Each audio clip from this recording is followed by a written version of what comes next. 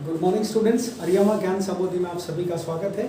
आज की इस ज्ञान संबोधि में हम आधुनिक काल के नामकरण और उसकी जो विधाएं हैं उन पर हम चर्चा करेंगे। इन विधाओं में आपकी गद्य विधाएं भी हैं और पद्य विधाएं भी हैं। तो आइए शुरू करते हैं आधुनिक काल के नामकरण से संबंधित और कुछ अति संक्षिप्त बिंदु। आचार्य रामचंद्र शुक्ल ने आधुनिक हिंदी साहित्य का आरंभ संवत 1900 से माना है। जैसा कि स्टूडेंट आपको पता है, सन और संवत में 57 वर्षों का अंतर होता है। यदि संवत में से आप 57 वर्ष घटा देंगे तो आपका सन बन जाएगा, और सन के अंदर यदि आप 57 वर्ष जोड़ देंगे तो वो संवत बन जाएगा। तो 1900 विक्रमी संवत को आचार्य रामचंद्र शुक्ल ने आधुनिक काल का प्रारंभ माना है। आधुनिक काल शब्द के दो अर्थ हैं, एक वर्तमान के अर्थ में और दूसरा नवीन भाव बोध के अर्थ में इसका लिया जाता है। एक तो हम आधुनिक काल को वर्तमान काल भी कह सकते हैं, वर्तमान के अर्थ में भी इसका लिया जा सकता है, और दूसरा आधुनिक काल का जो एक अर्थ है वो है नवीन भाव बोध के अर्थ में भी हम इसका अर्थ लेते हैं।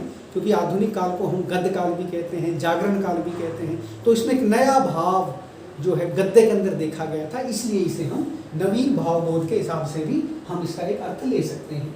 हिंदी साहित्य के इतिहास में जैसा कि आपको पता है, राष्ट्रीय जागरण की लहरें 19वीं शताब्दी के उत्तरार्ध में ही दिखाई देने लगी थी।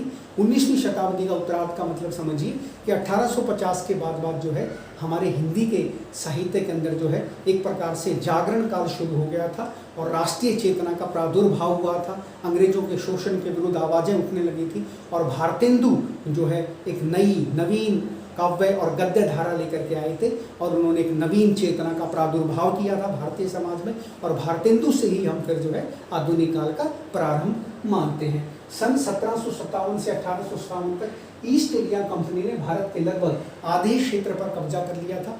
जैसा कि आपको मैंने आधुनिक काल की राजनीतिक परिस्थितियों में भी बताया था कि 1757 में प्लासी की लड़ाई से भारत में अंग्रेजी साम्राज्य की नींव पड़ी थी। 1764 में बक्सर के अंग्रेज भारत में सर्वोच्च शक्ति बन गए थे और 1857 की क्रांति तक आते आते लगभग भारत के बहुत बड़े भूभाग पर ईस्ट इंडिया कंपनी का शासन हो गया था। कंपनी ने सहयोग व्यवस्था और गोद प्रथा के ऐसे नियम बनाए थे जिससे देसी रियासतों के शासक भड़क उठे थे। ईस्ट इंडिया कंपनी ने, आपको पता है, सहयोग व्यवस्था और आपकी ये जो गोद प्रथा थी, ये ऐसे कानून बनाए थे जिनसे देसी रियासतों के शासक चिढ़ गए थे। क्योंकि गोद प्रथा के अनुसार जो कोई राजा निसंतान मर जाता था उसके साम्राज्य को अंग्रेजी साम्राज्य में मिला लेना होता था। और ये एक प्रकार की सहयोग व्यवस्था थी जिसमें जो है अंग्रेजी फौज जो उनके अधीन देसी रियासतें होती थी, उनके देसी रियासतों में अंग्रेजी फौज रहती थी और उनका खर्चा जो है वो देसी राजा उठाते थे। तो उससे उनका खजाना खाली हो जाता, तो अंग्रेजी फौज जो है उनके पास एक प्रकार से फ्री में ही जो है एक प्रकार से सर्वाइव कर जाती थी। तो इस प्रथा का एक प्रकार से सहयोग व्यवस्था का और गोद प्रथा का देसी रियासतों में काफ़ी विरोध हुआ था। नगरीय व्यापार और उद्योगों में मंदी तथा बेकारी आ जाने से देश में आर्थिक विमंता बढ़ने लगी थी। जैसा कि आपको पता है, नगरीय व्यापार में और उद्योगों में काफ़ी मंदी आ गई थी। आपको मैंने बताया भी था आर्थिक परिस्थितियों के दौरान कि इंग्लैंड में औद्योगिक क्रांति होने के कारण भारत से सारा कच्चा माल विदेशों में और यूरोप की मंडियों में जाने लगा था, जिससे हमें काफ़ी आर्थिक आघात पहुंचा था और हमारी आर्थिक व्यवस्था चरमरा गई थी। अंग्रेजी शासन की रीति नीति, शिक्षा और आधुनिकता की प्रतिक्रिया के फलस्वरूप देश में सांस्कृतिक जागरण का शंखनाद हुआ। अंग्रेजों ने भारत से कलर तैयार करने के लिए यहाँ पर अंग्रेजी में शिक्षा देनी शुरू कर दी।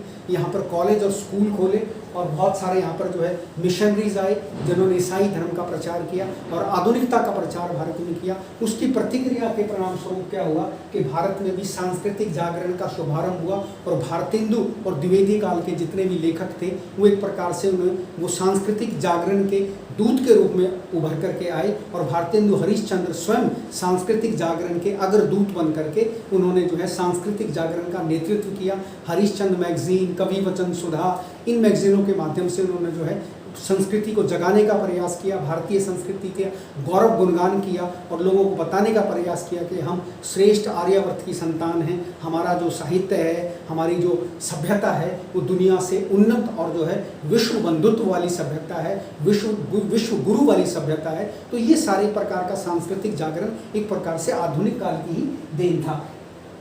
नई अर्थव्यवस्था, पाश्चात्य शिक्षा तथा यूरोपीय जीवन पद्धति का इस देश पर गहरा प्रभाव पड़ा। जैसा कि आपको पता है, जो युगीन परिस्थितियाँ होती हैं उसका प्रभाव साहित्य के साथ साथ जो है हमारे सामाजिक सामाजिक दर्पण पर भी देखने को मिलता है, सामाजिक परिस्थितियों पर भी उनका असर पड़ता है। तो पाश्चात्य शिक्षा से भारत के अंदर भी एक प्रकार से जो है क्रांति आई और जो है स्त्री शिक्षा को बढ़ावा दिया जाने लगा। राजा राम मोहन राय ने स्त्री शिक्षा को बढ़ावा दिया, अंग्रेजी शिक्षा को जो है स्कूलों में लागू कराने के लिए उन्होंने प्रयास किए। उनका मानना था कि यदि अंग्रेज़ों का मुकाबला करना है तो अंग्रेजियत को पढ़ना जरूरी है, अंग्रेजी में शिक्षा लेनी बहुत ज़रूरी है। उन्होंने विदेशों के दौरे किए। तो इस पाश्चात्य शिक्षा ने जो है यूरोपीय पद्धति ने भारतीयों पर भी प्रभाव डाला और भारत के कुछ परिवार जो है यूरोपीय पद्धति से ही अपना जीवन निर्वाह करने लगे, अपने बच्चों को विदेशों में पढ़ाने के लिए भेजने लगे। जब वो विदेशों से पढ़ कर के आते थे तो उनकी विदेशी ही सोच होती थी, पाश्चात्य सोच ही होती थी। तो इस प्रकार से जो है संस्कृति में एक प्रकार का ये बदलाव का संकेत था। बहुत सारे बदलाव आ रहे थे सांस्कृतिक दृष्टि से भी और राजनीतिक दृष्टि से भी। आधुनिक काल के हिंदी साहित्य में सुधारवादी प्रवृत्ति तथा राष्ट्रीय चेतना का विकास हुआ। जैसा कि आपको पता है, जब अंग्रेजी शिक्षा भारत में आई, ईसाई मिशनरियों ने अपने धर्म का प्रचार करना शुरू किया, विदेशी शिक्षा का भारत पे प्रभाव पड़ा, पाश्चात्य कल्चर का भारत पे प्रभाव पड़ा। तो भारत के अंदर भी जो है हमारे खासतौर से साहित्य जगत के अंदर हिंदी साहित्य में भी सुधारवादी प्रवृत्ति और राष्ट्रीय चेतना का जन्म हुआ। साहित्य के अंदर भी जो है सुधारवादी आंदोलन शुरू हो गया। भारतेंदु और द्विवेदी काल के लेखकों ने जो है एक प्रकार से सुधार आंदोलन शुरू किया। जहाँ भारतेंदु युग को जागरण काल कहते हैं, वहाँ हम द्विवेदी काल को जो है पुनर्जागरण काल कहते हैं। तो इन लेखकों ने एक आंदोलन चला करके जो है भारतीय जनमानस को जागृत करने का प्रयास किया, उनको संस्कृति का ज्ञान कराया, उनको ये बताने का प्रयास किया कि हमें अपनी संस्कृति पर नाच करना चाहिए, हमें जो है विदेशी कल्चर पर नाच नहीं करना चाहिए, हमें अपनी ही प्राचीन शिक्षा पद्धति पर नाच करना चाहिए, हमें अपनी संस्कृत भाषा पर नाच करना चाहिए, हमें हिंदी भाषा पर नाच करना चाहिए। इस प्रकार से एक सांस्कृतिक और एक प्रकार का शैक्षणिक वातावरण तैयार किया गया इस काल के गद्य लेखकों के माध्यम से। आधुनिक काल को गद्य काल के साथ साथ जागरण काल भी कहते हैं। जैसा कि आपको पता है, आधुनिक काल के अंदर ही गद्य की अनेक विधाओं का प्रचलन शुरू हुआ था, इस कारण इसे हम गद्य काल भी कहते हैं। इससे पहले के जितने भी काल थे उनमें जो है गद्य साहित्य नहीं पाया जाता, इसलिए आधुनिक काल में ही गद्य साहित्य पाया जाता है, इसलिए इसको हम गद्य काल भी कहते हैं। और साथ साथ हम इसको जागरण काल भी कहते हैं, क्योंकि हमारा देश गुलाम था, अंग्रेजों से आज़ाद होना चाहता था। 1857 की क्रांति होके चुकी थी। जब हमारा आधुनिक काल शुरू हुआ तो कहीं ना कहीं उस काल के लेखकों पर जो है उस 1857 की क्रांति का प्रभाव था। भारतेंदु ने अपने बहुत सारे लेखों में, अपने बहुत सारे नाटकों में जो है भारत की दुर्दशा का वर्णन किया और जो है 1857 की क्रांति का गुणगान किया। द्विवेदी काल के लेखकों ने भी जो है इस चीज़ पर अपनी लेखनी चलाई और सरस्वती पत्रिका के माध्यम से एक क्रांतिकारी परिवर्तन किया गया साहित्य के अंदर। तो इस प्रकार से जो है आधुनिक काल को गद्य काल के साथ साथ जागरण काल भी कहा गया। इस काल में कविता के साथ साथ गद्य विधाओं में भी उल्लेखनीय प्रगति हुई। जहां आधुनिक काल के अंदर पद साहित्य की बात करते हैं, भारतेंदु, द्विवेदी, छायावाद, प्रगतिवाद, प्रयोगवाद, नई कविता, इनके माध्यम से तो आधुनिक काल में कहीं ना कहीं एक प्रकार से बढ़ोतरी हुई ही, साथ साथ जो है गद्य विधाओं की भी उल्लेखनीय प्रगति हुई और अनेक प्रकार की गद्य विधाओं का प्रणयन हुआ। गद्य विधाएं भी दो भागों में पड़ गई, गद्य विधाएं और नव्यतर गद्य विधाएं। तो बहुत सारी गद्य विधाओं की शुरुआत जो है वो आधुनिक काल की देन है, जिस पर हम आगे चर्चा करेंगे। इस काल की गद्य और पद्य विधाएं निम्नलिखित हैं। यदि हम सबसे पहले काव्य धाराओं की बात करते हैं, आधुनिक काल के अंदर जो काव्य धारा थी वो उसको हम मुख्यतः 6 भागों में बांट सकते हैं, क्योंकि जब भी हम आधुनिक काल की चर्चा करते हैं तो उसमें हमें भले ही हम गद्य साहित्य पढ़ रहे हैं उस पर हमें पद साहित्य पर भी चर्चा करनी जरूरी होती है, आवश्यक होती है, अपेक्षित होता है। किसी भी काल की चर्चा करने के लिए उस काल की सभी धाराओं पर चर्चा करना जरूरी होता है। तो आधुनिक काल की काव्य धाराओं की यदि हम बात करते हैं तो जैसा आपको पता है आधुनिक काल हम भारतेंदु से मानते हैं, तो भारतेंदु युगीन काव्य धारा 1857 से 1900 ईस्वी तक का जो समय था वो भारतेंदु कालीन युगीन काव्य धारा का समय था। उसके बाद आचार्य महावीर प्रसाद द्विवेदी ने जो है द्विवेदी काल शुरू किया, इसलिए उनके नाम पर द्विवेदी युगीन काव्य धारा शुरू हुई, जो 1900 से लेकर के 1920 तक का समय था। इस कारण जो है द्विवेदी काल के कवियों और लेखकों ने जो है साहित्य के माध्यम से नव जागरण काल शुरू किया। उसके बाद छायावादी काव्य था, 1920 से लेकर के 1936 ईस्वी तक हिंदी के अंदर छायावादी काव्य चला। इन्होंने कविताओं के साथ साथ गद्य का भी लेखन किया। उसके बाद प्रगतिवादी काव्य चला, 1936 से लेकर के 1943 ईस्वी तक ये काव्य की ये धारा चली। उसके बाद प्रयोगवादी काव्य धारा चली, 1943 से लेकर के 1953 तक का जो समय था वो कविताओं में नए नए प्रयोग का समय था, इसलिए उसको प्रयोगवादी काव्य कहा गया। फिर 1900 उसमें नई कविता का आंदोलन शुरू हुआ। 1954 से डॉक्टर जगदीश गुप्त के उससे माना जाता है, कविता से, उससे नई कविता की शुरुआत मानी जाती है। तो 1953 ईस्वी से वर्तमान तक का जो समय है उसको हम नई कविता काव्य धारा के रूप में जानते हैं। तो जब भी हम आधुनिक काल की बात करते हैं तो आधुनिक काल में इन 6 काव्य धाराओं का जिक्र करना बहुत जरूरी होता है। भारतेंदु युगीन काव्य धारा, द्विवेदी युगीन काव्य धारा, छायावादी काव्य धारा, प्रगतिवादी काव्य धारा, प्रयोगवादी काव्य धारा और नई कविता वाली काव्य धारा। तो ये 6 काव्य धाराएं थी। उसके बाद हम गद्य विधाओं की चर्चा करते हैं। तो गद्य विधाएं 6 मुख्यतः गद्य विधाएं थी। गद्य विधाएं आधुनिक काल में सबसे पहले नाटक आता है, नाटक लिखे गए, फिर एकांकी लिखे गए जो नाटक का एक हिस्सा होता है, एक अंक को लेकर के लिखा जाता है, उपन्यास लिखे गए, कहानियाँ लिखी गई, निबंध लिखे गए, आलोचनाएं लिखी गई। ये आधुनिक काल की प्रमुख गद्य विधाएं थी। इन गद्य विधाओं के साथ साथ हिंदी के अंदर नव्यतर विधाओं की भी शुरुआत हुई। ये नव्यतर विधाएं इन गद्य विधाओं से थोड़ी अलग थी, जो पहले प्रयोग में नहीं थी, लेकिन जैसे जैसे हमारा आधुनिक काल आगे बढ़ा तो आधुनिक काल में नव्यतर गद्य विधाओं की भी शुरुआत हुई। इन नव्यतर गद्य विधाओं में कौन सी होती है? जीवनी, जिसको हम बायोग्राफी कहते हैं। जैसे एक बड़ी प्रसिद्ध जीवनी है आवारा मसीहा विष्णु प्रभाकर की, वो बड़ी प्रसिद्ध जीवनी है। उसमें जो है बंकिम चंद्र, उसमें जो है उस एक साहित्यकार के बारे में बता रखा है। तो ये जीवनी जो आवारा मसीहा है, ये आपकी जीवनी विष्णु प्रभाकर ने लिखी है। तो ये जीवनी साहित्य नव्यतर विधा के अंतर्गत आती है। आत्मकथा जो है वो एक जिसको हम ऑटोबायोग्राफी कहते हैं, वो भी एक नव्यतर विधा है। तो इसमें आपकी जो है बाणभट्ट की आत्मकथा लिखी गई है और भी बहुत सारी आत्मकथाएं लिखी गई हैं। उसके बाद यात्रा वृत्तांत, ये भी एक यात्रा वृत्तांत, ये भी एक प्रकार की नव्यतर गद्य विधा है। यात्रा वृत्तांतों में जैसे आपने मोहन राकेश की एक कहानी पढ़ी होगी आखिरी चट्टान, वो एक प्रकार का बहुत अच्छा यात्रा वृत्तांत माना जाता है। आपने राहुल सांकृत्यायन के यात्रा वृत्तांत पढ़े हैं, बहुत सारे उनकी तिब्बत की यात्रा बड़ा प्रसिद्ध यात्रा वृत्तांत है। उसके बाद आपके रेखा चित्र हैं। रेखा चित्र आपको पता है महादेवी वर्मा ने बहुत अच्छे रेखा चित्र लिखे हैं। अतीत के चलचित्र आपने पढ़े होंगे, रेखा चित्र हैं उनके। संस्मरण भी आपको पता है महादेवी वर्मा ने बहुत अच्छे लिखे हैं। समृद्धि की रेखाएं, अतीत के चलचित्र, ये रेखा चित्र और संस्मरण दोनों ही हैं। ठीक है। उसके बाद रिपोर्टार्ज भी आधुनिक नव्यतर गद्य विधा है। इसके अंदर किसी चीज़ की रिपोर्ट लिखी जाती है। जैसे सूर्य ग्रहण मेला लगता है तो सूर्य ग्रहण मेले में क्या कितने बजे शुरू हुआ, कैसे खत्म हुआ, इस प्रकार से जो भी उसकी एक रिपोर्ट तैयार की जाती है उसको हम रिपोर्टार्ज कहते हैं। ये विभिन्न विषयों पर लिखी जा सकती है। तो ये गद्य की आधुनिक काल की नव्यतर गद्य विधाएं हैं, जिसको जीवनी, आत्मकथा, यात्रा वृत्तांत, रेखाचित्र, संस्मरण, रिपोर्टार्ज के नाम से जानते हैं। और इसके साथ साथ लघु कथाएं भी नव्यतर विधाओं के अंतर्गत ही आती हैं। और ये गद्य विधाएं हैं नाटक, एकांकी, उपन्यास, कहानी, निबंध, आलोचना। इनका इतिहास काफ़ी पुराना है।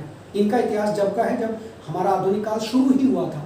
और ये बाद की जैसे जैसे आधुनिक काल आगे बढ़ा तो फिर ये नई जो है नव्यतर गद्य विधाएं भी हमारे हिंदी साहित्य के अंदर देखने को मिली, जिसको हम जीवनी, आत्मकथा, यात्रा वृत्तांत और रेखा चित्र, संस्मरण आदि के नाम से जानते हैं। उसके साथ साथ ये मैंने कुछ लेखकों के बारे में सूची तैयार की ताकि आपको एक हल्का सा पता लग जाए। आप आधुनिक काल पढ़ रहे हैं तो उसमें कौन कौन से लेखक हैं। तो यदि हम भारतेंदु युग के लेखकों की बात करते हैं, क्योंकि हमने जो काल का मेन डिवीजन किया है उसमें भारतेंदु, द्विवेदी, छायावाद और प्रगतिवाद, इसमें इन लेखकों को शामिल अक्सर किया जाता है। तो भारतेंदु युग के यदि हम गद्य लेखकों की बात करते हैं तो सबसे पहले तो उसमें भारतेंदु हरिश्चंद्र स्वयं थे, जो है कवि के साथ साथ जो है बहुत अच्छे लेखक भी थे। उन्होंने बहुत सारे अंधेर नगरी नाटक लिखा, उनकी हरिश्चंद्र मैगजीन थी, कवि वचन सुधा पत्रिका चलती थी उनकी। तो उन्होंने बहुत सारा जो है एक प्रकार से आधुनिक काल में यदि हम किसी को गद्य का जनक मानते हैं तो गद्य का जनक हम जो है भारतेंदु हरिश्चंद्र को ही मानते हैं। उस काल के अन्य गद्य लेखक थे प्रताप नारायण मिश्र, बद्री नारायण चौधरी, प्रेमधन, ठाकुर जगमोहन सिंह, पंडित बालकृष्ण भट्ट और शीतला प्रसाद त्रिपाठी। ये भारतेंदु युग के प्रसिद्ध लेखक माने जाते हैं, गद्य लेखक माने जाते हैं। उसके बाद हम आचार्य महावीर प्रसाद द्विवेदी, जिनको हम द्विवेदी काल के नाम, आचार्य महावीर प्रसाद द्विवेदी जिनके नाम से द्विवेदी युग जाना जाता है। तो द्विवेदी युग के भी जो प्रमुख गद्य लेखक थे उनमें एक तो स्वयं आचार्य महावीर प्रसाद द्विवेदी थे, जो बहुत अच्छे लेखक भी थे। वो सरस्वती पत्रिका के संपादक रहे थे। 1903 से लेकर के 1920 तक लगातार 17 वर्षों तक वो जो है सरस्वती पत्रिका के संपादक रहे थे। और सरस्वती पत्रिका द्विवेदी काल की एक क्रांतिकारी खोज थी, क्रांतिकारी शुरुआत थी। इसके अंदर बहुत सारे गद्य लेखकों को स्थान दिया गया था। तो द्विवेदी काल के प्रमुख गद्य लेखक थे श्रीधर पाठक, अयोध्या सिंह उपाध्याय, गया प्रसाद शुक्ल स्नेही और रामधारी सिंह दिनकर, जिनका नाम आपने सुना होगा, जिनका कुरुक्षेत्र खंड काव्य भी है और भी बहुत सारी उनकी रचनाएं हैं। तो ये द्विवेदी काल के प्रमुख गद्य लेखकों में आते हैं। देखिए बड़ी खास बात है, आधुनिक काल के बहुत सारे कवि के साथ साथ, कविताओं के साथ साथ वो गद्य लेखन का कार्य भी करते थे। तो ऐसा नहीं कि खाली कविताएं लिखते थे, साथ में वो गद्य लेखन का कार्य भी करते थे। यदि हम छायावादी कवियों की बात करते हैं, प्रसाद पंत, निराला महादेवी, तो ये इन्होंने काव्य के साथ साथ गद्य की भी रचनाएं की हैं। जैसे हम जयशंकर प्रसाद की बात करें तो जयशंकर प्रसाद को हिंदी का प्रसिद्ध ऐतिहासिक नाटककार मानते हैं। उन्होंने चंद्रगुप्त नाटक लिखा, दुर्स्वामिनी नाटक लिखा, उन्होंने स्कंदगुप्त नाटक लिखा, अजातशत्रु नाटक लिखा, जन्मेजय का नागयज्ञ नाटक लिखा। तो उनको प्रसिद्ध ऐतिहासिक नाटककार माना जाता है। उन्होंने बहुत सारी ऐतिहासिक कहानियां लिखी हैं। तो वो कवि के साथ साथ जो है कहानीकार भी थे, नाटककार भी थे। ऐसे ही हम सुमित्रानंद पंत की बात करते हैं तो कवि के साथ साथ जो है वो कहीं ना कहीं उन्होंने कहानियां भी लिखी हैं। उसके साथ हम निराला जी की बात करते हैं तो निराला जी ने कविता के साथ साथ जो है उन्होंने उपन्यास भी लिखे हैं। चतुरी चमार उनका एक बड़ा प्रसिद्ध उपन्यास है। तो उन्होंने कहानियां भी लिखी हैं और उपन्यास भी लिखे हैं। और महादेवी वर्मा तो जैसा कि आपको पता ही है, महादेवी वर्मा कवित्री के साथ साथ एक बहुत अच्छी लेखिका भी थे। अतीत के चलचित्र, स्मृति की रेखाएं, उनका बहुत अच्छे संस्मरण और रेखा चित्रों में गिनती की जाती है। उनको हिंदी की जो है अनमोल गद्य लेखिका माना जाता है महादेवी वर्मा को। तो कहने का तात्पर्य में यह है कि आधुनिक काल के जो कवि थे वो साथ साथ जो है गद्य लेखन का कार्य भी करते थे। उसके बाद यदि हम प्रगतिवादी कवियों की बात करते हैं तो प्रगतिवादी हम गद्य लेखकों की बात करते हैं तो इन गद्य लेखकों में थे बाबा नागार्जुन, उसके बाद निराला जी भी प्रगतिवादी लेखक माने जाते हैं। शिवमंगल सिंह सुमन, त्रिलोचन, रांगे राघव का बड़ा प्रसिद्ध उपन्यास है कब तक पुकारूं, उसमें सामाजिक मुद्दों को उठाया गया है। तो कहने का मेरा तात्पर्य ये है कि जितने भी आधुनिक काल के कवि थे वो साथ साथ जो है लेखक भी थे। उन्होंने जो है कविताओं के साथ साथ जो है हिंदी का श्रेष्ठ गद्य साहित्य भी लिखा।